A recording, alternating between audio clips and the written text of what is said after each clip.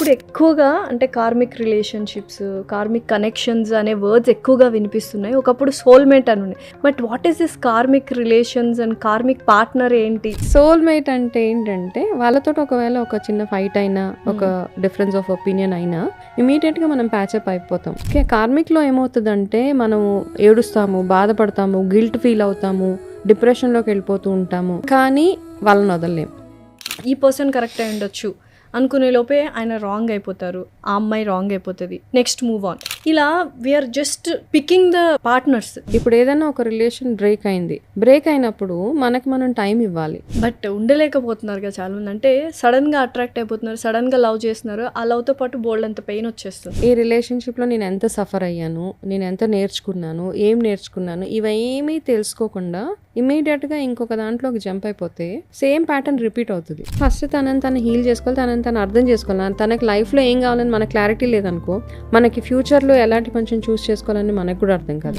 Especially daughters ఏమైనా చెయ్యాలి, second marriage చేయాలి అనుకుంటే వర్బల్ అబ్యూస్ చేస్తూ ఉంటారు, ఎస్పెషల్లీ మదర్స్. సో వాళ్ళని ఎలా టాలరేట్ చేయాలి? పిల్లలు బాధపడుతున్నారంటే కూడా అక్కడే ఉండాలి, నువ్వు అంతే సఫరింగ్లో ఉండాలి, వెనక్కి రావడానికి వీలు లేదు, నువ్వు వచ్చావంటే మా పరువు పోతుంది అనే వాళ్ళు కూడా ఉన్నారు. వాళ్ళ డాటర్ కంటే వాళ్ళకంటే కూడా చుట్టూ ఉన్న చుట్టాలు, చుట్టూ ఉన్న సొసైటీ ఏమనుకుంటుంది అన్న దాని మీద ఆ డిఫెన్సివ్ మోడ్లోకి వెళ్ళిపోతారు. ఇండిపెండెంట్గా ఉన్నప్పుడు మనము ఆ పేరెంట్ ఎవరైతే రిపీటెడ్గా అబ్యూస్ చేస్తున్నారో, either you counsel them, you talk to them and detach with them, because వాళ్ళ మదర్కి నిజంగా తెలియదు, because she's in a safe zone. Hello everyone, welcome to Suman TV. This is anchor Lasya Reddy. So చాలామంది చాలా సక్సెస్ఫుల్గా ఉంటారు అండ్ బోల్డ్ అంత డబ్బు సంపాదిస్తుంటారు అండ్ బోల్డ్ అంతమంది ఫ్రెండ్స్ ఉంటారు. బట్ ఎక్కడో ఏదో చాలామందికి ఒక వెలితిగా ఉంటుంది. అది ఒక రిలేషన్షిప్లో అయ్యుండొచ్చు, మదర్ అండ్ డాటర్ అయ్యుండొచ్చు, ఫాదర్ అండ్ సన్ అయ్యుండొచ్చు, లేకపోతే ఇద్దరు పార్ట్నర్స్ మధ్య అయ్యుండొచ్చు, ఇద్దరు ఫ్రెండ్స్ మధ్య అయ్యుండొచ్చు. ఒక్క రిలేషన్షిప్లో డిస్టర్బెన్స్ వస్తే మనం ఎంత సక్సెస్ఫుల్గా ఉన్నా, ఎంత హ్యాపీగా ఉన్నా ఏదో ఇన్కంప్లీట్నెస్ ఉంటుంది. సో వీటన్నిటికీ కారణాలు ఏంటి? ఆ రిలేషన్షిప్ ఏమైనా కార్మిక్ రిలేషన్షిప్పా, కార్మిక్ కనెక్షన్ అనేది ఒకటి ఉంటుందా, అండ్ సోల్మేట్ కాన్సెప్ట్ ఏంటి? ఈ విషయాలన్నీ ఇవాళ డిస్కస్ చేసాము. పూర్తి పాడ్కాస్ట్ చూడండి, వినండి, so that you will get an idea how to be progress in your life and how to overcome all the relationships. And అవన్నీ చెప్పడానికి మనతో పాటు ఉన్నారు, వి ఆల్ నో, పరిచయం అక్కర్లేని పేరు, వనజ రామశెట్టి గారు, స్పిరిచువల్ హీలర్. నమస్కారం మ్యామ్. నమస్తే మలాసియా, ఎలా అవుతారు? బాగున్నాను, thank you so much. And first of all మిమ్మల్ని చూడగానే ఒక కైండ్ ఆఫ్ పాజిటివ్ ఆరా వస్తుంది, కొంచెం కామ్నెస్ని ఇస్తూ ఉంటారు అనమాట. సో వాట్ ఈస్ ఇట్, ఆ ఆరాని బిల్డ్ చేయడానికి ఆర్ యూ డూయింగ్ సంథింగ్? మనం జనరల్గా ఎవరైనా చాలా కామ్గా ఉండే వాళ్ళని చూస్తే మనకు కూడా కొంచెం పీస్ ఆఫ్ మైండ్ అనిపిస్తూ ఉంటుంది కదా. I think I practised it. అంటే ఎలా ma'am, what is the practice? Rituals అని ఏం లేదమ్మా, జనరల్గా ఏంటంటే మనని డే టు డే బాదర్ చేసే చాలా విషయాలు ఉంటాయి కదా, అవి నాకెందుకు అవుతున్నాయి అనుకోవడం కంటే కూడా దిస్ పర్టికులర్ ఈ పర్టికులర్ ఇన్సిడెంట్ నాకు ఒక లెసన్ నేర్పిస్తుంది, మళ్ళీ నేను ఆ తప్పు చేయకుండా నన్ను కరెక్ట్ చేస్తుంది అన్న ఒక అవేర్నెస్ తోటి మనం ఉంటే, మైండ్ఫుల్నెస్ అండ్ అవేర్నెస్ ఈ రెండు మనకు ఉన్నప్పుడు ఏమవుతుందంటే ఐ థింక్ ఆటోమేటిక్గా మనము కామ్ డౌన్ అయిపోతాం లైఫ్లో. ఎప్పుడైనా ఎవరైనా ఎందుకు నాకు ఇలా జరుగుతుంది, నాకే ఎందుకు జరుగుతుంది అనేదే ఎక్కువగా ఉంటుంది. అలా ఎన్నిసార్లు ఎన్ని ఇన్సిడెంట్స్ తీసుకున్న తర్వాత ఇది ఒక లెసన్గా అవుతుంది అని మనం అనుకోవాలి. ఇవన్నీ పురాణాల్లో ఉన్నవే, మనమేం కొత్తగా క్రియేట్ చేసినవి ఏవి కాదు.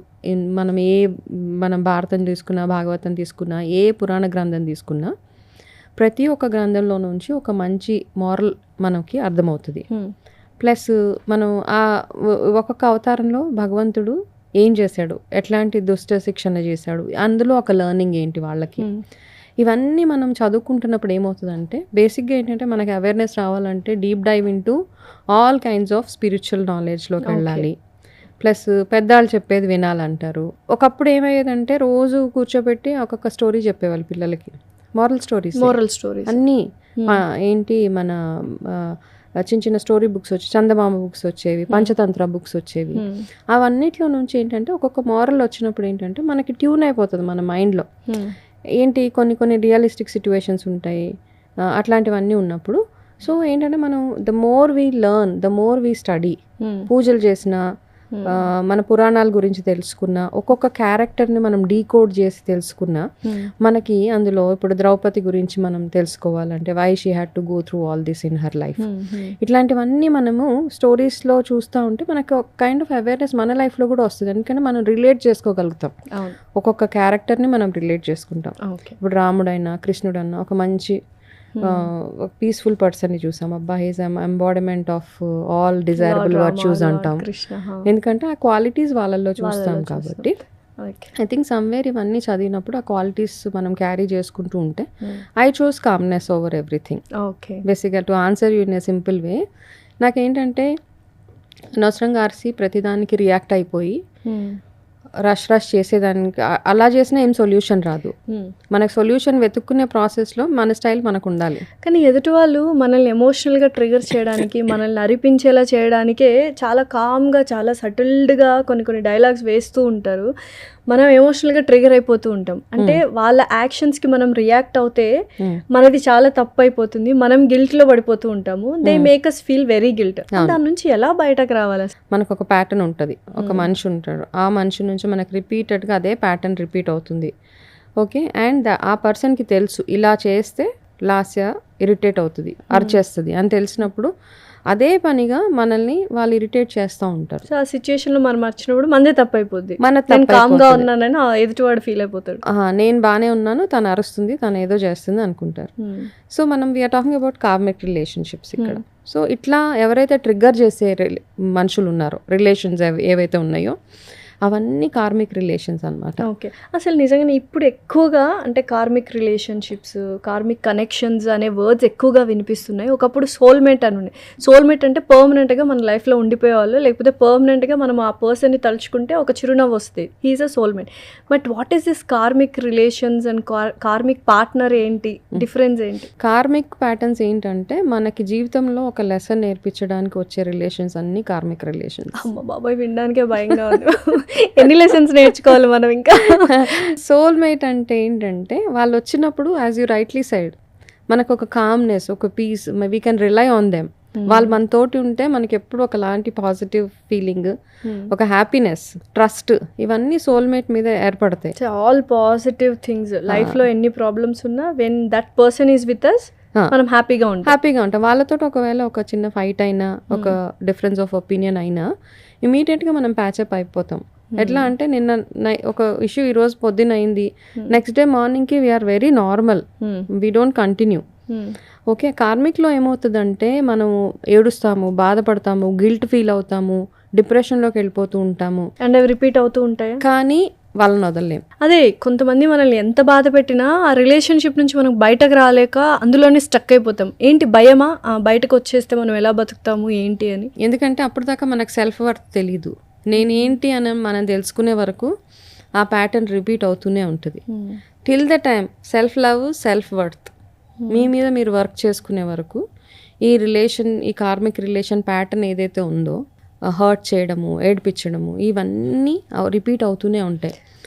The day you put your foot down and say నాకు నేను ఇంపార్టెంట్, అది మీ లెసన్ అనమాట. అది నేర్చుకునేదాకా మనకి యూనివర్స్ ఏం చేస్తుంటుందంటే ఆ లెసన్ని రిపీట్ చేపిస్తూనే ఉంటుంది, ఆ ప్యాటర్న్ని కంటిన్యూ చేపిస్తూనే ఉంటుంది.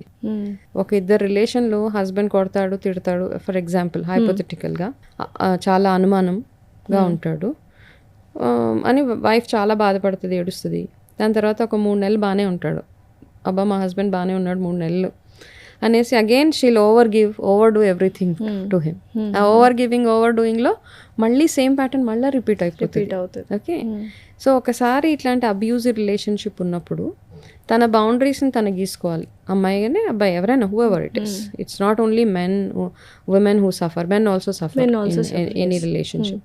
సో మన బౌండరీస్ ఏంటి, ఇట్లాంటి ప్యాటర్న్ ఎందుకు అయిందని తను ఒక క్లోజర్కి తీసుకొచ్చేసుకోవాలి. అవేర్నెస్ తోటి ఉండాలి. తర్వాత ఇట్లాంటి లైఫ్ ఏదైనా లీడ్ చేస్తున్నారంటే బీ అవేర్, కాన్షియస్గా తన life day to day activities అన్నీ చాలా చాలా కాన్షియస్గా చేస్తూ ఉండాలి. సో ఈ పర్సన్ మనకు కార్మిక్ పార్ట్నర్ ఏదో లెసన్ నేర్పించడానికే వచ్చాడు అన్న విషయం మనం ఎలా గ్రహించగలము? సో ఏమవుతుంది అంటే మామూలుగా జాతకాలు ఇప్పుడు ఆస్ట్రాలజికల్గా చూసుకుంటే వీ హ్యావ్ ఫ్యూ హౌజెస్ 12 హౌజెస్లో కొన్ని హౌజెస్ని చూస్తే దాంట్లో మనకు తెలిసిపోతుంది కార్మిక్ ప్యాటర్న్, మనకి ఎంత కార్మిక్ బర్డన్ మన మీద ఉంది అనేది. ఓకే, సో అందరూ మనుషులు మనకి కార్మిక్గా రిలేట్ అయి ఉన్నారా అంటే the answer is no.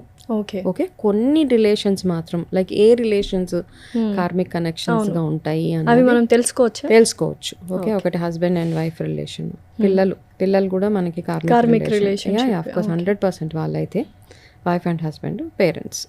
Okay, so వీళ్ళు మాత్రం డెఫినెట్గా మనకి పాస్ట్ లైఫ్లో ఏదో ఒక కనెక్షన్ తోటే ఈ లైఫ్లో మన లైఫ్లోకి వస్తారు ఈ జీవితంలో. ప్రజెంట్లో హస్బెండ్ అండ్ వైఫ్ పక్కన పెట్టేసి ఈ జనరేషన్ ఈ సిచ్యువేషన్స్లో we are going through so many partners. అంటే ఈ పర్సన్ కరెక్ట్ అయి ఉండొచ్చు అనుకునే లోపే ఆయన రాంగ్ అయిపోతారు, ఆ అమ్మాయి రాంగ్ అయిపోతుంది, నెక్స్ట్ మూవ్ ఆన్, ఈ పర్సన్ రాంగ్, ఈ పర్సన్ ఇలా we are just picking the partners. So ఈ పార్ట్నర్స్ కూడా కార్మిక్ పార్ట్నర్స్ ఏనా మనకు? కాదు, not every one. Maybe 1% will be a karmic one ఇందులో. ఓకే, అయితే ఈ వెంటనే చూస్ చేసుకోవడం ఉంటుంది చూడు పార్ట్నర్స్ని. ఏమవుతుందంటే మనం హీల్ చేసుకోకుండా, ఇప్పుడు ఏదైనా ఒక రిలేషన్ బ్రేక్ అయింది ఇద్దరి మధ్యలో, బ్రేక్ అయినప్పుడు మనం టైం ఇవ్వాలి. దేనికి టైం ఇవ్వాలి? ఎవ్రీథింగ్ అనమాట. ఈ రిలేషన్లో నేను ఏం నేర్చుకున్నాను, ఈ రిలేషన్లో ఏది రిపీట్ అవ్వకూడదు, ఈ రిలేషన్షిప్లో నేను ఎంత సఫర్ అయ్యాను, నేను ఎంత నేర్చుకున్నాను, ఏం నేర్చుకున్నాను, ఇవేమీ తెలుసుకోకుండా, ఈ రియలైజేషన్ రాకుండా ఇమీడియట్గా ఇంకొక దాంట్లోకి జంప్ అయిపోతే సేమ్ ప్యాటర్న్ రిపీట్ అవుతుంది.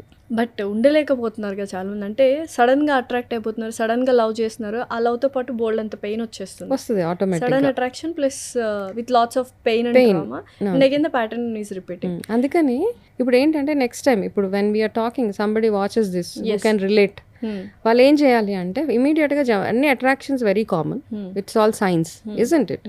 ఒక ఏజ్లో ఉన్నప్పుడు ఒక బ్రేకప్ అయినప్పుడు మనం either we'll go and see for someone, ఎమోషనల్గా ఎవరి మీదైనా లీన్ అవ్వచ్చా, మనల్ని వచ్చి ఒక 2 మంచి మాటలు మాట్లాడగానే we want to be with them, spend time with them, మనకున్న ప్రాబ్లమ్స్ అన్నీ బడబడా చెప్పేసుకుంటాం వాళ్ళకి. ఓకే, వెంటనే వాళ్ళ మీద మనకి ఒక ఒపీనియన్ ఫామ్ అయిపోతుంది. వాళ్ళ మంచి చెడు బ్యాక్గ్రౌండ్ ఏం చూడం, వెంటనే we open up so much, over sharing over అన్నీ ఓవర్ అయిపోతాయి అనమాట. ఓవర్గా అవైలబుల్గా ఉండడము, ఇవన్నీ ఓవర్ అయిపోయేటప్పటికి అవతల వాళ్ళు ఉంటారు. Okay, see as long as they are enjoying your companionship, whatever you call it as. దాని తర్వాత I'll give you a small example. నాకు తెలిసిన ఒక ఫ్యామిలీ, అమ్మాయికి ఒక మ్యారేజ్ చేసేసారు. మ్యారేజ్ అయిపోగానే విదిన్ 3-4 monthsకి తన బ్రేకప్ అయిపోయింది. ఓకే, వెంటనే బ్రేకప్ అయిపోయింది. బ్రేకప్ అయిపోగానే ఆ అమ్మాయి ఏం చేసింది, she wanted to move on in life. ఎక్కడో జాబ్ ఏదో చూసుకుంది. తర్వాత ఇంకొక అబ్బాయితోటి షీ ఫెల్ ఇన్ లవ్. ఆ అబ్బాయిని ఇష్టపడే ప్రాసెస్లో తనకు ఆల్రెడీ మ్యారేజ్ అయిన సంగతి చెప్పలేదు. ఓకే, చెప్పకుండా దాచిపెట్టింది. బికాస్ తనకేదో she wanted somebody in her life. ఆ అబ్బాయి కూడా నార్మల్గా ఈ అమ్మాయిని యాక్సెప్ట్ చేశాడు, అంతా ఉంది.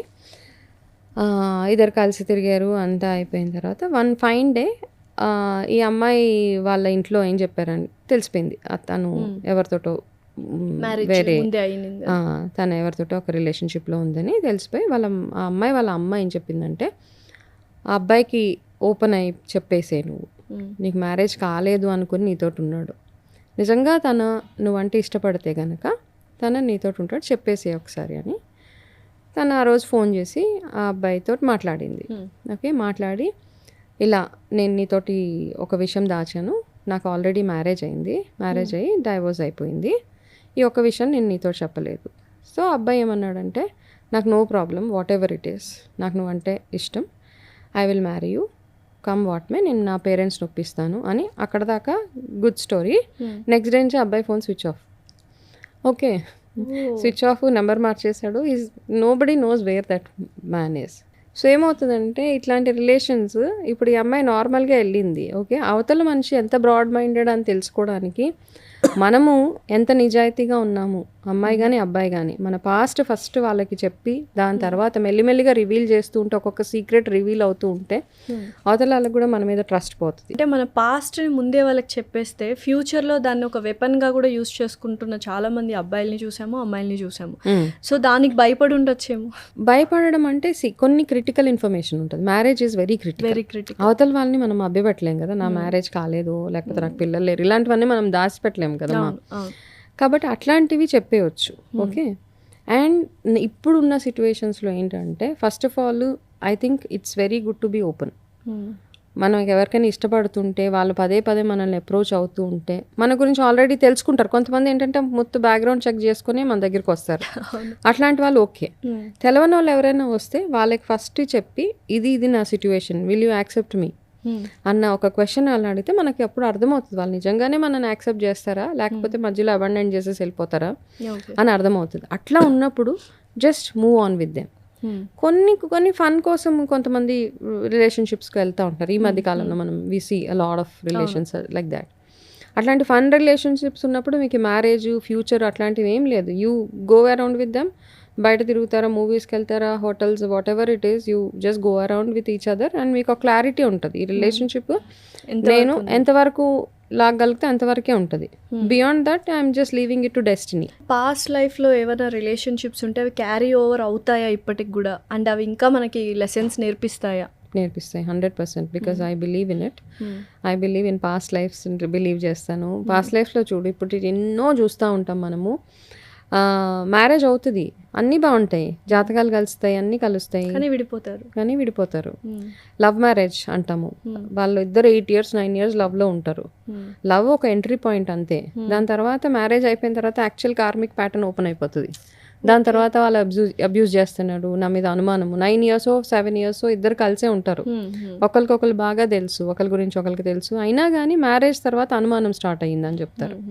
ఆ అనుమానం ఎప్పుడు స్టార్ట్ అవుతుంది అంటే, బికాజ్ ఆ ప్యాటర్న్ హీల్ చేయడానికి, మనకు ఒక లెసన్ నేర్పించడానికి ఆ కార్మిక్ ప్యాటర్న్ ఓపెన్ అయిపోతుంది మన లైఫ్లో.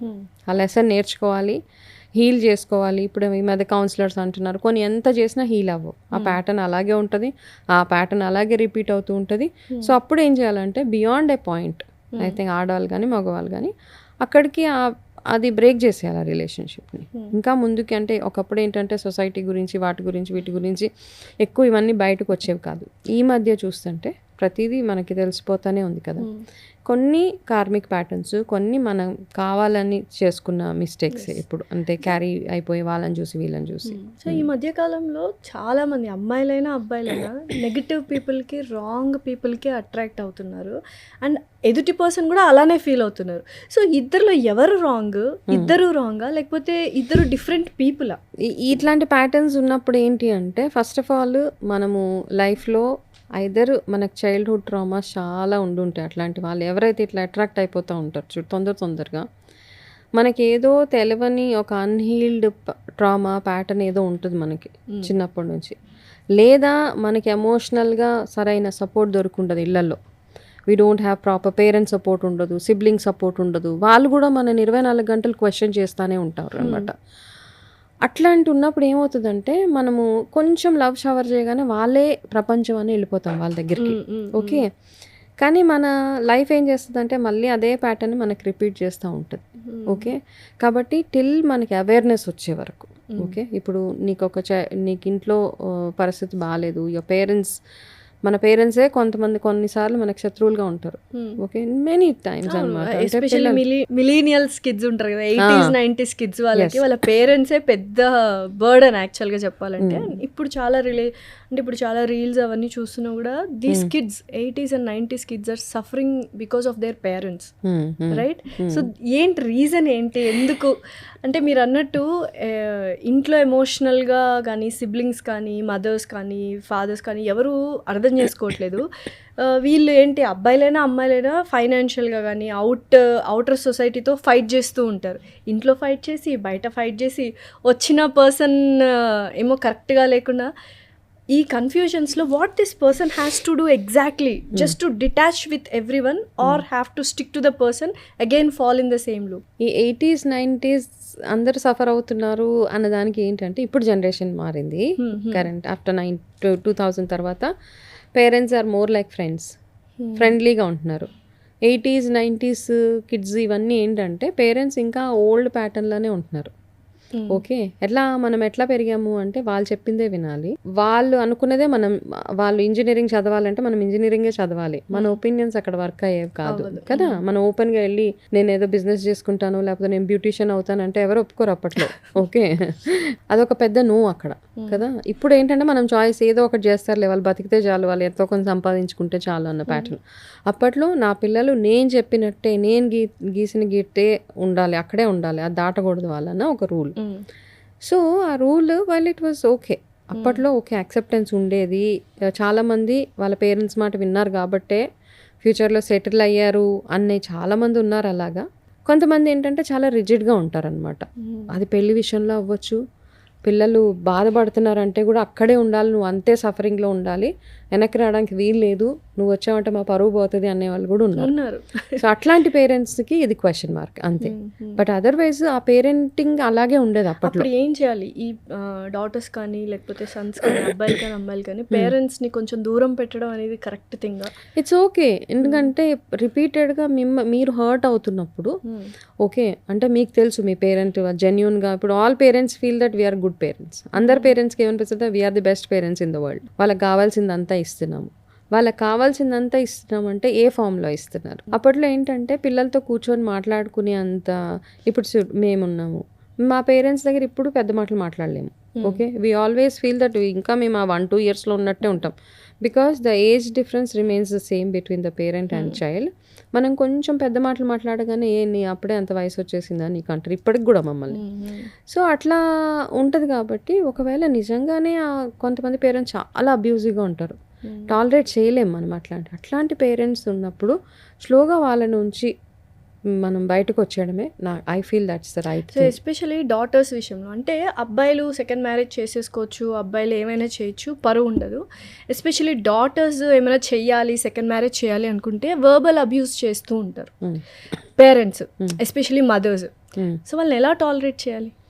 ఓకే, సో వర్బల్ అబ్యూజెస్ అన్నవి ఏంటంటే వాళ్ళకంటే కూడా వాళ్ళ డాటర్ కంటే వాళ్ళకంటే కూడా చుట్టూ ఉన్న చుట్టాలు, చుట్టూ ఉన్న సొసైటీ ఏమనుకుంటుంది అన్న దాని మీద ఆ డిఫెన్సివ్ మోడ్లోకి వెళ్ళిపోతారు వాళ్ళు. This girl will be a strong independent women, but not strong independent women అంతే. స్ట్రాంగ్ లేదో అమ్మాయికే తెలుసు, వాళ్ళకి తెలుసు కదా ఇండిపెండెంట్ ఉమెన్. ఓకే, ఇండిపెండెంట్గా ఉన్నప్పుడు మనము ఆ పేరెంట్ ఎవరైతే రిపీటెడ్గా అబ్యూస్ చేస్తున్నారో either I think the girl should detach from that mother, because వాళ్ళ మదర్కి నిజంగా తెలియదు, because she's in a safe zone. Sibling అంటే వాళ్ళు ఇంకో వేరే పిల్లలు హస్బెండ్స్ తో ఉండొచ్చు, వైఫ్స్ తో ఉండొచ్చు, దేర్ ఫ్యామిలీ సూపర్ గుడ్. ఎందుకంటే వాళ్ళకి మనకంటే కూడా వాళ్ళ డాటర్ కంటే కూడా సొసైటీ ఏమనుకుంటారు అన్న ఒకటి, సొసైటీ కోసం వాళ్ళ డాటర్ సాక్రిఫైస్ చేసేయాలి, సొసైటీ కోసం ఆ అమ్మాయి అన్నీ వదిలేసుకోవాలి, సాక్రిఫైస్ చేసేయాలి, తను ఒంటరిగానే లైఫ్ అంతా లీడ్ చేసేయాలి అన్న ఒక కాన్సెప్ట్స్లో చాలామంది ఉంటారు అలా. ఎందుకంటే సో అట్లాంటి వాళ్ళని either you counsel them, you talk to them and detach with them. ఒకవేళ అమ్మాయికి ఏదైనా మంచి లైఫ్ పార్ట్నర్ దొరికారు తన లైఫ్లో, నిజంగా తను అర్థం చేసుకొని అన్ని విధాలుగా, ఇవి ఎక్కువ ఏమవుతాయంటే యంగ్ అమ్మాయిల్లో కూడా ఇట్లాంటివి ఉన్నాయి, చాలా ఉంటాయి ఇట్లాంటివి. మనం కొన్ని ఇంటీరియర్ విలేజెస్లోకి అట్లా వెళ్తే కూడా పరువు కోసము అమ్మాయిల్ని అలాగే ఉంచేస్తూ ఉంటారనమాట, మూవ్ ఆన్ అవ్వనివ్వరు పిల్లల్ని. కాకపోతే ఇప్పుడు మూవ్ ఆన్ అన్న కాన్సెప్ట్ చాలా కామన్. ఇంతకుముందులాగా అయ్యే బాబాయ్ ఈ అమ్మాయి మళ్ళీ మ్యారేజ్ చేసుకుందా, ఈ అమ్మాయి ఆల్రెడీ హస్బెండ్ వదిలేసింది మళ్ళీ మ్యారేజ్ చేసుకుందా, పిల్లలు ఉంటే అసలే చేసుకోవడం ఎక్స్ట్రీమ్లీ దట్స్ ఆల్ రాంగ్ యాక్చువల్గా. ఈ మధ్య సక్సెస్ఫుల్ సెకండ్ మ్యారేజెస్ ఎన్నో ఉన్నాయి, చాలా చాలా ఉన్నాయి సక్సెస్ఫుల్ సెకండ్ మ్యారేజ్ని సక్సెస్ఫుల్ చేసుకోవాలంటే రైట్ పార్ట్నర్ చూస్ చేసుకోవడం అనేది వెరీ ఇంపార్టెంట్ కదా. కానీ ఈ ప్యాటర్న్స్లోనే ఉండిపోతే how to overcome those things? ఇప్పుడు సెకండ్ మ్యారేజ్ చేసుకోవాలి, ఒకవేళ ఫస్ట్ మ్యారేజ్ బ్రేక్ అయిపోయింది అంటే nobody is against second marriage, first and foremost thing. Okay, చాలా కామన్ ఇప్పుడు. ఓకే, ఒక ఏజ్ వరకు I think we need a person in our life. Okay, మనం అందరు బిలీవ్ చేసేది ఏంటంటే more than a mother, more than a father, husband place a key role మన లైఫ్లో. A good husband, a good wife. Okay, ఎందుకు అంటే ఒక middle age వచ్చిన తర్వాత మన మైండ్ ప్రిపేర్డ్గా ఉండాలి. ఏంటంటే ఒక సర్టెన్ ఏజ్ వచ్చిన తర్వాత మన మదర్, మన ఫాదర్ మనతో ఉండరు వాళ్ళు. ఓకే, ఏజ్ వల్లనో దేని వల్లనో దే లీవ్ అస్. అవునా? ఆ వదిలేసి వెళ్ళిపోయిన తర్వాత ఈ వైఫ్ అండ్ హస్బెండ్ ఇద్దరు ఎవరైతే ఉన్నారో వాళ్ళు ఈ రోల్స్ ఒకరికొకరు ప్లే చేసుకుంటారు. Wife place a mother role to the husband, ఆ husband place a father role to the wife or a parent role. అట్లా ఒక సర్టెన్ ఏజ్ తర్వాత వాళ్ళకు కూడా పిల్లలు పుట్టేసి ఆ పిల్లలు ఒక ఏజ్లోకి వెళ్ళిపోయాక. సో ఇట్లాంటి రిలేషను ఉండాలంతే. ఓకే, ఇనీషియల్ డేస్ ఆఫ్ మ్యారేజ్లో ఎట్లా ఉన్నా అట్ అ లేటర్ స్టేజ్ మనం ఎదుగుతున్న కొద్దీ ఆ రిలేషన్షిప్లో ఒక మంచి షిఫ్ట్ రావాలి. ఆ షిఫ్ట్ వచ్చినప్పుడు ఆ రిలేషన్ చాలా చాలా బ్యూటిఫుల్గా ఉంటుంది. So second marriage is not a bad thing at all. Second marriage చేసుకునేటప్పుడు ఒక చిన్న అవేర్నెస్ ఏంటి అంటే, ఫస్ట్ మీకు ఏవైతే వూండ్స్ ఉన్నాయో ఎమోషనల్గా, అరే వాళ్ళు వదిలేశారు కదా, I teach them a lesson అని వెంటనే కొంతమంది ఉంటారు 3-4 నెలలకి ఇంకొక పెళ్లి చేసేసుకొని నేను ఒక లెసన్ టీచ్ చేయాలి నా వైఫ్కో నా హస్బెండ్కో, ఇట్స్ నాట్ దట్ నాకు ఎవరు దొరకరు అనుకుంటున్నారా అని ఇట్లాంటి మైండ్ సెట్లో చాలామంది ఉంటారు. ఆ మైండ్ సెట్ పక్కన పెట్టేసి ఫస్ట్ హీల్ చేసుకోండి. ఏది what went wrong in your previous relationship. మీరు ఓవర్గా అన్నీ ఇచ్చేసారా? Over attention, over affection, over giving, over money, over gifting ఇవన్నీ చేశారా? లేదా అవతల నుంచి మీకు ఏంటేంటి, what is the pattern you have seen from the other side? వీటిని అనలైజ్ చేసుకుని try to heal from them. Okay, heal అయిపోయిన ఎప్పుడు తెలుస్తుంది? మనము ఆ అవతల మనిషిని మనం ఫర్గివ్ చేసి హీల్ అయిపోయామని ఎప్పుడు మనకు తెలుస్తుంది అంటే, మనని హర్ట్ చేసిన మనిషి మన మైండ్లోకి వచ్చినప్పుడు హేట్రేడ్ కానీ ఎటువంటి ఫీలింగ్ ఉండదు మనకి. We are calm. ఒక్కొక్కసారి ఏడుపు వస్తుంది, ఎమోషనల్ అయిపోతాం. అరే వాళ్ళు నన్ను ఇంత బాధ పెట్టారు, వాళ్ళు నన్ను ఇంత టార్చర్ చేశారు, ఇంకా ఓవర్కమ్ అవ్వలేదు. వాళ్ళు ఎదురుపడ్డా వాళ్ళ గురించి ఆలోచించినా మీకు ఎటువంటి రియాక్షన్, ఏం ఫీలింగ్ ఏం రానప్పుడు యువర్ సెల్ఫ్ స్టేబుల్గా ఉన్నప్పుడు that is your healed and you can move on in life. ఏ ప్రాక్టీసెస్ చేస్తే మనము హీల్ అవుతాం ఇటువంటి రిలేషన్షిప్స్ నుంచి, పేరెంట్స్ అబ్యూస్ నుంచి? So what kind of practices we should do for our self to heal? ఒక చిన్న ఎగ్జాంపుల్ తీసుకుందాం. ఓకే, ఒక హస్బెండ్ అండ్ వైఫ్ రిలేషన్షిప్లో husband is repeatedly abusing the wife. ఆ అబ్యూస్లో ఆ వైఫ్ ఏం చేసింది? తన టాలరేట్ చేసిందా, బ్యాక్ ఆన్సర్ చేసిందా, లేకపోతే సైలెంట్గా సఫర్ అయిందా? ఇది తను ఫస్ట్ అనలైజ్ చేసుకోవాలి. అయిపోయిన తర్వాత ఆ రిలేషన్షిప్ బ్రేక్ అయిపోయింది అనుకో, ఎందుకు బ్రేక్ అయిందని తను ఆలోచించుకోవాలి. ఎందుకు బ్రేక్ అయింది రిలేషన్? ఓకే, బ్రేక్ అవ్వాల్సిందే, ఎందుకంటే అంత టాలరెన్స్ మనలో లేదు కదా. ఆ మనిషి దగ్గర నుంచి what lesson she has learned, what kind of a person he is. Okay, అనుమానించే మనిషా, లేకపోతే ఓవర్గా పొజెసివా అతను, లేకపోతే రకరకాల క్యారెక్టర్స్ ఉంటాయి. అతను ఎట్లాంటి మనిషి అని ఆ అమ్మాయి అర్థం చేసుకొని, okay she has to feel happy about leaving that person. అమ్మాయి అయినా అబ్బాయి అయినా, అంటే you are not at guilt. అయ్యో నేను అనవసరంగా వదిలేసానా, సొసైటీ ఏమనుకుంటుంది నన్ను, ఎవరేమనుకుంటారు. కొన్ని రిలేషన్స్ అలాగే ఉంటాయి, మంచి వాళ్ళని కూడా వదిలేసి వచ్చేస్తారు. ఓవర్ పాజిటివ్గా ఉన్నా టాలరేట్ చేయలేము, వచ్చేస్తాం. అతి బాగా చూసుకున్నా కానీ ఉండలేము మనం. సో ఏంటి అంటే ఫస్ట్ తనని తను హీల్ చేసుకోవాలి, తనని తను అర్థం చేసుకోవాలి. తనకి లైఫ్లో ఏం కావాలని మనకు క్లారిటీ లేదనుకో, మనకి ఫ్యూచర్లో ఎలాంటి మనిషిని చూస్ చేసుకోవాలని మనకు కూడా అర్థం కాదు. ఫస్ట్ ఆఫ్ ఆల్ మన లైఫ్కి మనకు ఒక అండర్స్టాండింగ్ ఉంటుంది. As Vanaja I know what kind of people I want in my life. Okay, and నాకు తెలుసు అనమాట, నాకు వచ్చే మనిషి కొంచెం I want caring person in my life, my children should be in a particular way అని నాకు ఒక క్లారిటీ ఉంటుంది. ఓకే, బట్ వచ్చే మనిషిని నాకు చూస్ చేసుకునే రైట్ నాకు ఉంది. చూస్ చేసుకునే రైట్ ఉన్నా లేకపోయినా ఆ వచ్చిన మనిషిని నా యాక్షన్స్ తోటి నేను మార్చుకునే అవకాశం 100% ప్రతి ఒక్కరికి ఉంటుంది. ఎవ్రీ రిలేషన్షిప్లో అది చేసుకోవచ్చు. హస్బెండ్ వైఫ్ని మార్చుకోవచ్చు, వైఫ్ హస్బెండ్ని మార్చుకోవచ్చు.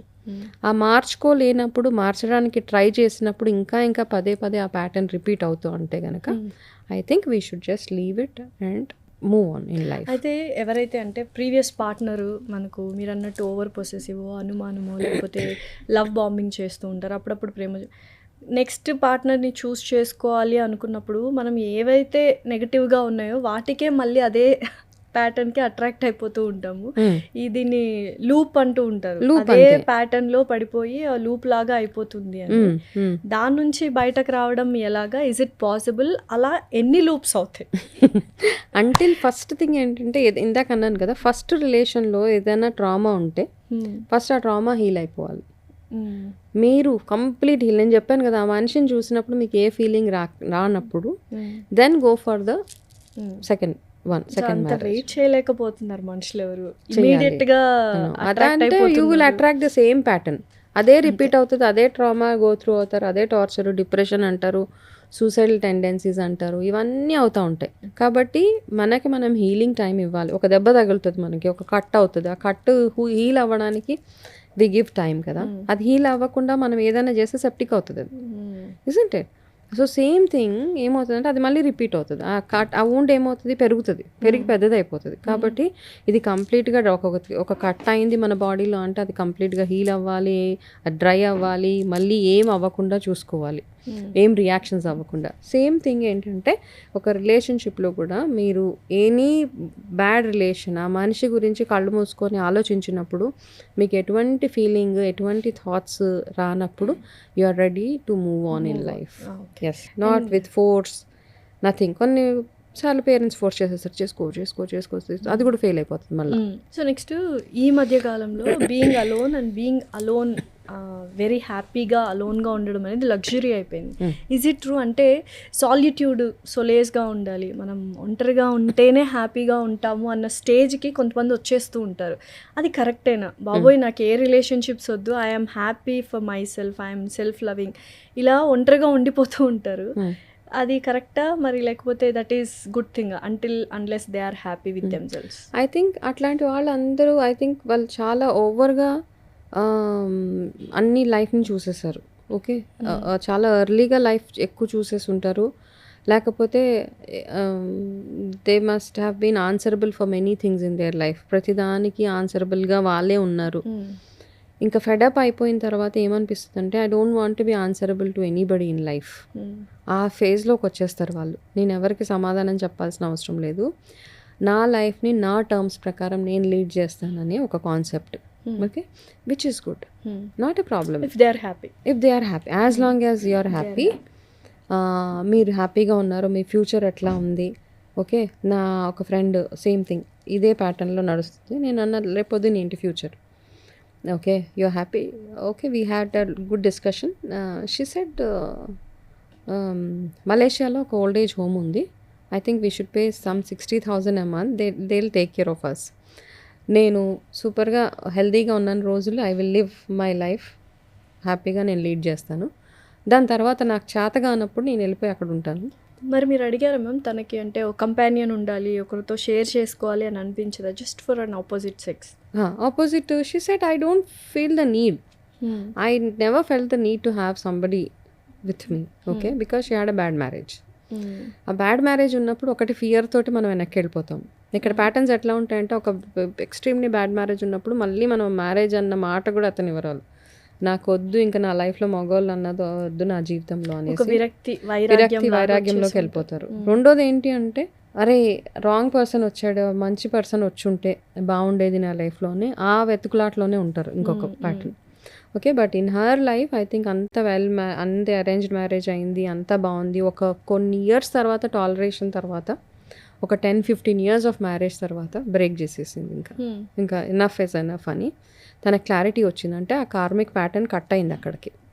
She had that self realization, నాకు నేను ఇంపార్టెంట్ అనుకుని తను మూవ్ ఆన్ అయిపోయింది. She's happy in her life. Okay, దాని తర్వాత మిగతా విషయాలు అంటారా, it's a very personal actually. If they want to have a companion for themselves, అట్లాంటివన్నీ వాళ్ళ personal things. But she's very clear, తన లైఫ్లో ఇంకొక మ్యారేజ్ కానీ ఇంకొక మనిషితో any relation where she has to be answerable, అట్లాంటి రిలేషన్స్ ఏవి వద్దనుకున్నారు. ఓకే, విచ్ ఇస్ ఫైన్, అదొకలాంటి సన్యాసమే అనుకోవచ్చు మనం. ఓకే, రిలేషన్షిప్లో ఇద్దరు ఉన్నప్పుడు ఒకరే ప్రతిసారి సారీ చెప్తూ ఉంటారు, వాళ్ళ తప్పున్నా తప్పు లేకపోయినా సారీ చెప్తుంటారు, because to hold that relationship, ఆ రిలేషన్షిప్ ఉండాలి అని ఒకరు బాగా ట్రై చేస్తుంటారు. ఇంకొకరు ఏంటంటే కంఫర్ట్ జోన్లోకి వెళ్ళిపోతారు. సో ఇది ఎంతకాలం వర్కౌట్ అవుతుంది అండ్ ఇది పైలప్ అయిపోయి ఈ పర్సన్ ఏదో ఒక రోజు బర్స్ట్ అయిపోతే గిల్ట్ అంతా ఈ మనిషి నెత్తి మీదే వేసుకుంటూ ఉంటాడు. వాటిని ఎలా స్టార్టింగ్లోనే బ్రేక్ చేయాలి? సో ఇక్కడ ఏంటంటే ఎమోషనల్గా అన్అవైలబుల్ పార్ట్నర్స్ వాళ్ళు. మనం పదే పదే సారీ చెప్తున్నప్పుడు కూడా మనకి ఏమీ రెస్పాన్స్ లేకుండా, okay, if is emotionally available partner he or she, say I think ఇది లాస్ట్ టైము మనం ఇద్దరం ఇట్లాంటి సారీ చెప్పుకునే సిచ్యువేషన్ మన ఇద్దరి మధ్యలో మళ్ళీ రాకూడదని అట్లాంటి ప్యాటర్న్ రిపీట్ అవ్వకుండా చేస్తారు ఒకటి. రెండోది, ఎవరైతే పదే పదే సారీ చెప్తున్నారో వాళ్ళ మీద సెల్ఫ్ ట్రస్ట్ లేదు, వాళ్ళ మీద వాళ్ళకి నమ్మకం లేదు. నేనే ఎప్పుడు తప్పు చేసేసాను అని ఒక ఫీలింగ్లో ఉంటాను. ఎక్కువ లవ్ ఏమో ఎదుటి పర్సన్ అంటే అది కూడా ఉంటుంది. ఓకే, అవతల మంచి హర్ట్ అవ్వకూడదు, ఎందుకంటే వాళ్ళకంటే ఎక్కువ అవతల వాళ్ళ గురించి ఆలోచించే కొంతమంది ఉంటారనమాట. నేను ఎంతన్నా బాధపడవచ్చు, నేను ఎంతన్నా పెయిన్ తీసుకోవచ్చు, కానీ అవతల మనిషి మాత్రం ఎప్పటికీ హ్యాపీగా ఉండాలి అనే వాళ్ళు చాలామంది ఉంటారు.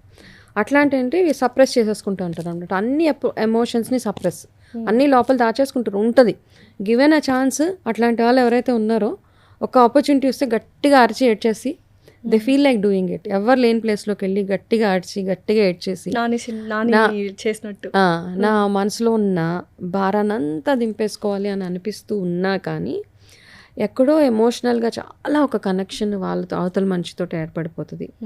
వాళ్ళు మంచి అన్నా చెడైనా అదర్ పర్సన్ నా వల్ల బాధపడకూడదు అన్న క్యారెక్టర్. అలా మీరు అన్నట్టు ఎమోషన్ని వెంట్ అవుట్ చేయడానికి అంటే మీరు ప్రాక్టీస్ వెరీ ఇంపార్టెంట్. వెళ్ళి గట్టిగా ఏడ్చేసి అరిచేస్తే అది కొంచెం రిలాక్స్డ్ ఫీల్ అవుతుందా, లైట్ ఫీల్ అయిపోతుందా మనకు? ఏడుపుని ఎప్పుడు కంట్రోల్ చేసుకోకూడదు. ఓకే, ఏడుపు ఈజ్ అ పార్ట్ ఆఫ్ మన ఎమోషన్ కదా. కోపము, ఏడుపు ఇవన్నీ జెలసీ, ఇవన్నీ మన ఎమోషన్సే. ఆ ఎమోషన్స్ అన్నీ వస్తూ ఉంటే వాటిని ప్రాసెస్ చేసుకుంటూ ఉండాలి. ఓకే, మనకి ఏదనిపించినా ఎవరో ఒకళ్ళు మన ట్రస్టెడ్ పర్సన్ దగ్గరికి వెళ్ళి you have to vent it out, cry it out, ఏడ్చి మీ బాధని బయటికి చెప్పేసుకోవాలి. లేదా అలోన్గా ప్లేస్లోకి వెళ్ళి, లేకపోతే ప్రేయర్స్, ఇవన్నీ అంటే పూజలు అంటాము, హీలింగ్స్ అంటున్నాము, సౌండ్ హీలింగ్ అంటున్నాము, క్రిస్టల్ హీలింగ్స్, ఇవన్నీ ఎందుకు వచ్చినాయి అంటే ఇవన్నీ మెడిటేషన్, ఇవన్నీ చేసినప్పుడు మనలో ఉన్న ఎమోషన్ని బయటకు చేసి ఏడుస్తాం. ఆ ప్రాసెస్లో వి క్రై. ఆ ఏడ్చినప్పుడు వి ఫీల్ లైట్. ఇవేవి చేత కావట్లేదు అంటే నేను ప్రాక్టీస్ చేస్తే ఒకటి బికాస్ అవతల మనిషి నువ్వు తప్పు అని చెప్పడానికి చాలా ధైర్యం కావాలి మనకి. ఓకే, అండ్ అట్లాంటివి ఏమీ లేనప్పుడు మన మనసులో ఉన్న థాట్స్ అన్నిటినీ రాయడమే. ఏ భాష వస్తే ఆ భాషలో, if you want abuse, please abuse and right it. అదంతా రాస్తున్నప్పుడు మనలో వచ్చే ఆ ఎమోషన్, ఆ ఏడుపు ఏదైతే ఉంటుందో ఆ రాస్తున్నప్పుడు సగం భారం దిగిపోతుంది, ఆ ఏడ్ చేసినప్పుడు ఇంకా దిగిపోతుంది. దాని తర్వాత ఆ పేపర్ని చింపి బయటపడే. నిజంగా ఈ రైటింగ్ జర్నల్స్ అనేవి బాగా హెల్ప్ చేస్తాయి మ్యామ్. ఎందుకంటే ఎదుటి మనిషిని మనం తిట్టలేము, ప్రేమనో భయమో లేకపోతే మళ్ళీ విడిపోతారనో ఈ దీంట్లో. బట్ మన ఎమోషన్స్ అన్నీ చెప్పాలనుకున్నవి సప్రెస్ చేసుకుంటుంటాం. అవతల పర్సన్ ఎలా రియాక్ట్ అవుతాడో, ఆ రిలేషన్షిప్ బ్రేక్ అవుతుందేమో అని ఫీలింగ్స్ చెప్పలేక ఆ రైటింగ్ రూపంలో చేస్తే ఎంత పర్సెంట్ మనం కొంచెం రిలాక్స్డ్గా ఫీల్ అవ్వచ్చు? I think 60% journaling will help. 60% journaling డెఫినెట్గా హెల్ప్ చేస్తుంది. రాయండి, అంటే ప్రాక్టీస్ చేయండి ఒక్కసారి. Just try to write what you feel about your self. మీ గురించి మీరు ఏమనుకుంటున్నారు అన్నది రాయండి. మీ సెల్ఫ్ వర్త్ వచ్చే వరకు మీరు రాస్తూనే ఉండండి. ఫస్ట్ ఫీలింగ్ ఏంటంటే ఐఎమ్ నాట్ వర్త్, నేను యూజ్లెస్, నా బ్రతికి ఇంతే, నా కర్మ ఇంతే అని చాలామంది ఉంటారు. ఎందుకు అట్లా అనుకుంటున్నారని ఒక 5 క్వశ్చన్స్కి ఆన్సర్ చేయండి. మీరు ఎందుకు మీ బ్రతికి ఇంతే అని ఎందుకు అనుకుంటున్నారని ఒక 5 వైస్కి మీరు ఆన్సర్ చేసుకోగలిగితే తర్వాత జర్నల్ ఎప్పుడు కంప్లీట్ చేస్తారంటే మీ సెల్ఫ్ వర్త్ మీకు తెలిసేదాకా మీరు రాస్తూనే ఉండండి. Okay, there are many good things which you'll know about your self. రాస్తూ ఉంటే మన గురించి మనకే తెలియదు. ఇప్పుడు ఏంటంటే ఎవరో వచ్చి మన గురించి మంచి చెప్తేనే కానీ మనకు తెలియదు కదా. సో మన గురించి మన గురించి మనం తెలుసుకోవాలి. ఓకే, నా గురించి I will tell you. Okay, it's okay, I think I feel the things which I feel good about my self is I'm very committed to my family. Okay, what ever it is, my family is first. నాకు నేను బాధగా ఎప్పుడు చేయనది, హ్యాపీగానే చేస్తాను. Okay, నేను ఏవో compromises ఏంటంటే I plan my day in such way, నా ఫ్యామిలీకి నా ఫస్ట్ ఇంపార్టెన్స్ ఇచ్చేసిన తర్వాత మిగతా నా career what ever it is, my growth అవన్నీ next secondary things. And I'm always available for my in laws and my husband and my children. అది మీకు ఇష్టం? అది నాకు ఇష్టం. What I like I'm doing, అంతే. సో మనకి ఏది ఇష్టమో అది మనం చేసేయాలి. అలా చేసుకున్నప్పుడు I think, and the way I look at things, the way I forgive people. నాకు కష్టమైన సిచ్యువేషన్ ఏది ఎదురైనా, నన్ను కష్టపెట్టిన మనుషులు ఎవరు ఎదురైనా వెంటనే బాధ అనిపిస్తుంది, కానీ I forgive them. I will say నేను నా లైఫ్లో ఈ ఫేజ్ గో త్రూ అవ్వాలి, ఓకే, అండ్ ఈ పలానా మనిషి వచ్చి నాకు ఒక లెసన్ నేర్పించేశాడు, okay, I will not repeat this, okay, ఇది రిపీట్ చేయండి నేను అని వాళ్ళని ఫర్గివ్ చేసేస్తాను. ఫర్గివ్ చేయనంత వరకు, వాళ్ళని క్షమించనంత వరకు మన మనసులో అది బాధర్ చేస్తూనే ఉంటుంది, ఓకే. అది ఒక ప్రాక్టీస్ తోటి వస్తుంది, ఇమీడియట్గా చేయలేం మనం, 100% we can't do. Slowly took time. కాకపోతే నా లైఫ్లో నన్ను హర్ట్ చేసిన వాళ్ళందరినీ ఫర్గివ్ చేసేసి, క్షమించేసి, I want to live a peaceful life, okay. అన్నీ చూసేసాం లైఫ్లో. I have also seen lot of ups and downs, okay, up down, physical, mental, emotional, financial అన్నీ చూసేసిన తర్వాత ఒక పాయింట్ ఎప్పుడు వస్తుందంటే, ఇంత క్యారీ చేసి ఏం చేస్తాం మనం, ఎక్కడో ఒక ఫర్గివ్నెస్ అన్నది ఉండాలి ప్రతి దానికి. ఆ ఫర్గివ్నెస్ ఇచ్చినప్పుడు లైఫ్ ఒక మంచి క్లారిటీ ఇస్తుంది మనకి. Then you will start enjoying your life. స్టార్టింగ్లో మీరు అడిగారు you give a positive aura అని. ఐ థింక్ వన్స్ మనం అందరినీ ఫర్గివ్ చేసుకుంటూ వెళ్ళిపోతే లైఫ్లో, ఎందుకు ఎవరికి ప్రూవ్ చేసుకోవడానికి మనము ఆ గ్రెడ్జ్ పెట్టుకొని, నేను వాళ్ళకి ప్రూవ్ చేయాలి, వీళ్ళకి ప్రూవ్ చేయాలి, నేనేంటో వాళ్ళకి ఛాలెంజ్ చేసి చూపించాలి, ఇవన్నీ లేవు. మీకోసం మీరు what makes you happy do that. So unconditional love ఉంటే బాగుంటుంది, rather than expecting, you give love. And ఆ పర్సన్ని ఎలా ఉన్నాడో అలా ఉంచండి, మీరు లవ్ చేయండి అంటారు కదా, అది కూడా చాలా కష్టమేమో. ఎందుకంటే మనకు ఎక్స్పెక్టేషన్స్ ఉంటాయి, we also want to be loved, right? So ఆ ప్రాసెస్లో మనం ఎక్కువ ఫోర్స్ చేస్తుంటామో, మనల్ని లవ్ చేయండి, మాకు కాల్స్ చేయండి, మెసేజెస్ చేయండి, అటెన్షన్ కావాలి, మమ్మల్ని పట్టించుకోండి, బిజీగా ఉన్న ఒక మెసేజ్ చేయండి అనడం అనేది రాంగ్గా. That is a basic thing అని నేను అనుకుంటాను. పీపుల్ థింక్ ఎక్స్పెక్ట్ చేయకుండా లవ్ చేయ, ఎక్స్పెక్టేషన్స్ హర్ట్స్ అని.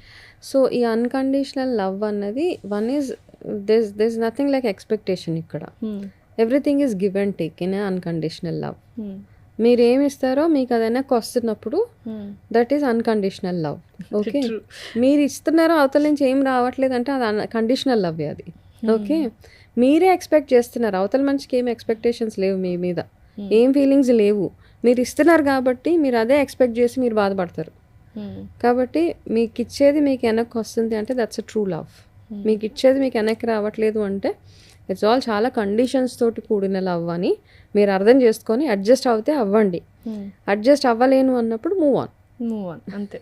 మూవ్ ఆన్ అనడం చాలా ఈజీ అయిపోయింది ఈ మధ్య, but that's how it is. ఇప్పుడు జనరేషన్ అట్లా ఉంది కాబట్టి మీరు అంత కాబట్టి యూ షుడ్ మూవ్ ఆన్ అంతే. సో అయితే ఇప్పుడు చాలామంది అంటే this is a very sensitive topic, especially for girls. ఇప్పుడు married people, especially wives, they are getting in to another relationships.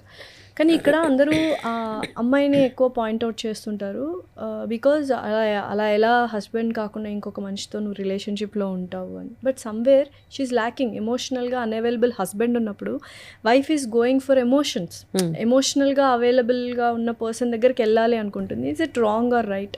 ఇప్పుడు ఈ మధ్య కాలంలో it is happening like that. మామూలుగా మనం ఎథికల్గా తీసుకుంటే once married is married, okay. So those who understand a married relationship, ఎవరైతే మ్యారేజ్ దాని వాల్యూ, ఆ రిలేషన్ అర్థం చేసుకుంటారో, ఇది ఒక లైఫ్ లాంగ్ బాండ్, ఓకే. దీంట్లో ట్రస్ట్ ఉండాలి, ట్రూత్ఫుల్గా ఉండాలి, ఒకరి కోసం ఒకరు ఉండాలి, ఎనీ సర్కమ్స్టాన్సెస్, ఓకే. ఆ బాండ్ని నిలబెట్టుకోవాలి అంటే వైఫ్ అండ్ హస్బెండ్ మధ్యలో డే టు డే కొన్ని ఒక టుగెదర్నెస్ అనేది, కూర్చొని ఒక ప్రైవేట్ టైం అనేది, ఇవన్నీ ఒక ప్రాసెస్ అంతే. కమ్ వాటమే ఆ టైం ఆ వైఫ్కి ఇవ్వాలి, ఆ టైం ఆ హస్బెండ్కి ఇవ్వాల్సిందే. అవి ఎప్పుడు ఇవ్వనప్పుడు ఏమవుతుందంటే మనకి ఎమోషనల్గా పైలప్ అయిపోతూ ఉంటుంది. ఆ పైలప్ అయిపోయినప్పుడు మనకి ఎమోషనల్గా ఎవరి మీద రిలై అవుతాం మనం, ఐదర్ వైఫ్ ఆర్ హస్బెండ్. వాళ్ళు లేనప్పుడు ఈ మధ్య ఏంటంటే మనము చిన్న ఇన్ఫర్మేషన్ కానీ ఎవరికైనా కలీగ్కి లీక్ చేసినా వాళ్ళు అడ్వాంటేజ్ తీసుకోవడానికి ట్రై చేస్తారు. తెలిసిపోతుంది కదా, మన ఎమోషన్స్ అన్నీ మనం స్టేటస్లో పెట్టుకుంటాం, డైరెక్ట్గాను ఇండైరెక్ట్గాను పెట్టేసుకుంటాము. వాళ్ళకి అర్థమైపోతుంది, okay, that particular person is going through some emotional problem అని. ఎవరో అప్రోచ్ అవుతారు, ఏం ప్రాబ్లం అనగానే మనం అలా కరిగిపోయేసి వాళ్ళకి అన్నీ చెప్పేస్తూ ఉంటాం. అమ్మాయి ఇంకా వర్స్ అయి ఉంటారు. సో ఇది అర్థం చేసుకొని అవేర్నెస్గా ఉండాలి. ఎండ్ ఆఫ్ ద డే మన వాల్యూ మనం పడేసుకోకూడదు ఎక్కడ. ఓకే, అమ్మాయిలు కానీ అబ్బాయిలు కానీ. Okay, choosing another partner and extra marital affair is not the answer for everything. Working on your self is important. మన మీద మనం వర్క్ చేసుకోవాలి. ఆల్ సెడ్ అండ్ డన్, మనము ఈ కల్చర్లో ఉన్నాము కాబట్టి కొన్ని వాల్యూస్ మనం ఇవ్వాల్సిందే. Okay, talk to your husband, tell him I'm missing you much. Okay, I think ఒక్కొక్కసారి హస్బెండ్ కూడా ఎక్స్పెక్ట్ చేస్తాడు వైఫ్ వచ్చి that she should say that she's missing me, vice versa. And ఈ బేసిక్స్ ఉండగలిగితే ఫస్ట్ థింగ్ ఏంటంటే ఎమోషనల్గా ఎవరైతే distance అయిపోతున్నారో ఒక couple of conversations are very very important. ఈ మధ్య ఏదో చాలా కాన్సెప్ట్స్ వచ్చాయి, ఏదో ఏంటి సపరేట్గా such lot of things, even couple therapies అంటున్నారు, లేకపోతే స్లీప్ డైవర్స్లు అంట, ఇవో చాలా చాలా కాన్సెప్ట్స్ వచ్చేసినాయి. So don't get in to all of these. Okay, ఎందుకంటే that impacts your kids. What ever we are doing, మనం ఏదైతే చేస్తున్నామో that will carry on to our children. First ఏంటంటే before you jump in to a different relation. Okay, నేను నార్మల్గా I just shift to an astrological ఆస్పెక్ట్లోకి వెళ్తాను, karmic దాంట్లోకి వెళ్ళిపోతాను. ఓకే, మనం what ever parents do that will impact the children. Okay, 100% మీ పిల్లల మీద వాటి ఇంపాక్ట్ చూపిస్తుంది. కాబట్టి మీకు నిజంగా పిల్లల్ని ఎవరు వద్దనుకోరు, పిల్లలు బాగుండాలని అనుకుంటారు. కాబట్టి before you jump in to any wrong relations think about your kids. Okay, that's the only answer in the conversation. Particular very thing. simple and very strong answer Yes. to everyone, definitely. Yeah. And finally, నిజంగానే strong independent women ఉంటారా? ఎవరైనా being by nature women are very dependent emotionally, at times ప్రీవియస్లో ఫినాన్షియల్గా. But ఎక్కడో ప్రతి ఒక్కరు I'm strong independent women అని మనల్ని మనం మోసం చేసుకుంటున్నామా అనిపిస్తుంది. నిజంగా స్ట్రాంగ్ ఇండిపెండెంట్ విమెన్ ఉంటారా? ఎక్కడో ఒక దగ్గర ప్రతి మనిషికి స్ట్రాంగ్ ఇండిపెండెంట్ అన్నది బయటకు చెప్పుకోవడానికి అనిపిస్తుంది నాకు. In my whoever I have counselled so far. Okay, అట్లా ఒక ఏజ్ దాకా ఉండగలుగుతారు. ఓకే, ఒక 40-45 ఇయర్స్ తర్వాత అనిపిస్తుంది నాకంటూ ఒకళ్ళు ఉండాలి అన్న ఒక థాట్ ప్రతి మనిషికి వస్తుంది. ఓకే, అట్లా స్ట్రాంగ్ ఇండిపెండెంట్గా ఎప్పుడు దాకా ఉంటామంటే మనకి ఎర్నింగ్స్ ఉన్నంత వరకు, మనకి హెల్త్ ఉన్నంత వరకు, మనం యాక్టివ్గా ఉన్నంత వరకు, మన చుట్టూరు వేరే మనుషులు ఉన్నంత వరకు మనకు అనిపిస్తుంది నాకు ఇంకేం అక్కర్లేదు లైఫ్లో అని. ఒకసారి ఇవన్నీ డిటీరియేట్ అయిపోతూ ఉంటే, మీ హెల్త్ డిటీరియేట్ అయిపోయినా, మీ ఎర్నింగ్స్ తగ్గిపోయినా, మీ చుట్టూ ఉన్న రిలేషన్స్ దూరం అయిపోతున్నా, అప్పుడు మనకు అనిపిస్తుంది నాకంటూ నేను రిలై అయ్యి ఒక మనిషి నా కోసం ఉంటే బాగుండు అని ఒక చిన్న థాట్ ఎక్కడో ట్రిగ్గర్ అవుతుంది. కాబట్టి మనము మన ధర్మం ప్రకారం మన లైఫ్ ఒక సర్టెన్ రూల్స్ ఉన్నాయి మన యాజ్ పర్ ద ధర్మ, హిందూ ధర్మ, దాని ప్రకారం మనం వెళ్ళిపోవడమే.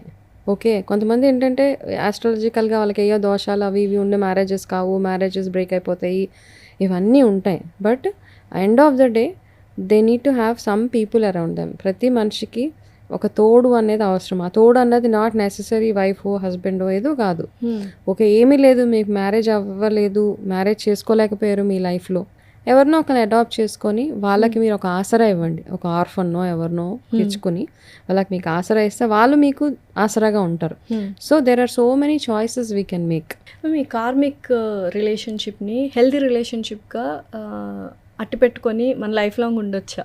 డెఫినెట్గా ఆ ప్యాటర్న్ ఎప్పుడైతే క్లోజ్ అయిపోతుందో, ఆ హీలింగ్స్ ఎప్పుడైతే స్టార్ట్ అయిపోతాయో, అందుకే అంటారు కదా ఈ పూజలు ఇవన్నీ ఎందుకు చేస్తాము, హస్బెండ్ అండ్ వైఫ్కి ఇద్దరి మధ్యలో సఖ్యత కుదరట్లేదు, బాగా ఇద్దరు బాధలు పెడుతున్నారు అంటే వెళ్ళి సర్పదోషం పూజలు చేసుకోండి అంటారు. లేకపోతే హీల్ చేస్తాయా ఆ దోషాలు, నివారిస్తాయి.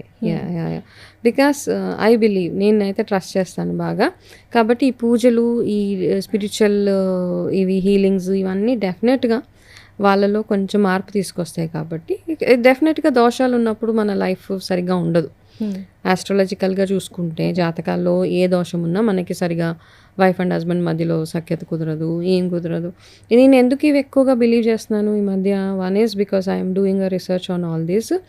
సెకండ్ థింగ్ ఏంటంటే ఇలాగే ఒకరు ఇలా జాతకం చూపించడానికి వచ్చి ఏదో మ్యాచ్ చేయండి వాళ్ళిద్దరికి అంటే, నేను అన్నాను మీ అమ్మాయికి దోషం ఉందమ్మా అని చెప్పాను, కుజ దోషం ఉంది, చేయొద్దులే మ్యారేజ్. తను ఏం చేసింది, ఆ అమ్మాయి డేట్ ఆఫ్ బర్త్ మార్చేది. బికాజ్ మదర్ అమ్మాయికి మ్యారేజ్ అవ్వాలి కాబట్టి ఏం చేసిందంటే తన డేట్ మార్చేసి వేరే వాళ్ళకి చూపించుకొని మ్యాచ్ చేసేసారు లైన్స్ని. మ్యాచ్ చేసేసి పెళ్లి చేసేసారు. సరిగ్గా 3 months తర్వాత ఇద్దరికి గొడవలు, వైఫ్ అండ్ హస్బెండ్కి. సో గొడవలు అవుతున్నాయని మళ్ళీ నా దగ్గరికి వచ్చి చెప్పారు. చెప్తే అప్పుడు నేను అన్నాను, అదే నేను అప్పుడే చెప్పాను సంబంధం వద్దని. అంటే అమ్మ నేను ఇట్లా చేశాను, ఆ సంబంధం చాలా మంచి సంబంధం, మాకు వదులుకోవడం ఇష్టం లేక అలా చేశాను అని చెప్తే, సో అక్కడ నాకు ఇంకొక స్ట్రాంగ్ ఒపీనియన్ ఫామ్ అయిపోయింది. డెఫినెట్గా మనం జాతకాలు చూపించినప్పుడు 100% వాటిని నమ్మి దాని ప్రకారం ఓకే జాతకాలు చూపిస్తే ఒకవేళ మ్యాచ్ అవ్వట్లేదంటే ఏవో పరిహారాలు ఉంటాయి కదా, ఏదో రెమెడీ చేయండి, ఇది చేసిన తర్వాత మ్యారేజ్ చేయండి, అట్లాంటివి చేసుకున్నా ఓకే వర్క్ అవుతుంది.